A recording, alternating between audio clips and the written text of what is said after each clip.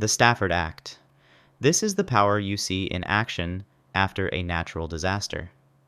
The Robert T. Stafford Disaster Relief and Emergency Assistance Act is the law that allows the President to declare a major disaster or emergency in response to events like hurricanes, earthquakes, floods, or wildfires.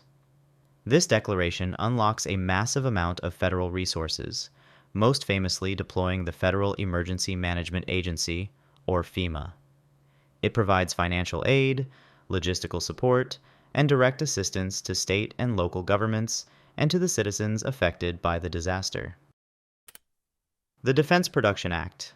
This law, often called the DPA, gives the President the authority to control the nation's industrial economy to serve the national defense. It allows the President to force private companies to prioritize government contracts and to allocate materials and resources as needed. While created during the Korean War, it was used prominently during the recent pandemic to compel companies to produce essential medical supplies like ventilators and masks.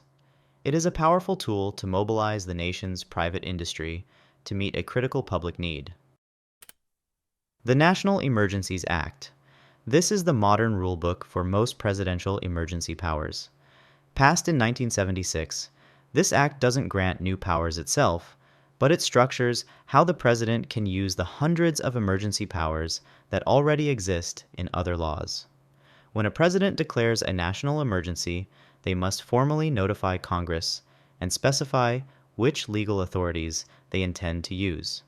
This creates a public record and provides a framework for congressional oversight, ensuring a president cannot maintain a state of emergency indefinitely without justification.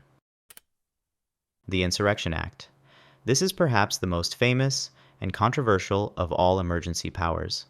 The Insurrection Act gives the President the authority to deploy the U.S. military domestically on American soil to suppress rebellion, insurrection, or enforce federal laws when local authorities cannot.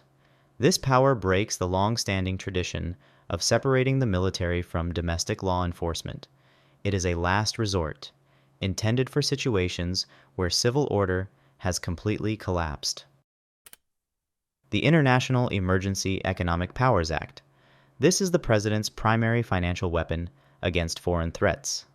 When the President declares a national emergency related to a threat from abroad, IEEPA grants them the authority to investigate, regulate, and even block financial transactions and freeze the assets of foreign countries, organizations, or individuals. This is the power used to impose economic sanctions on hostile nations, freeze the bank accounts of terrorist groups, and cut off financial networks that threaten U.S. security.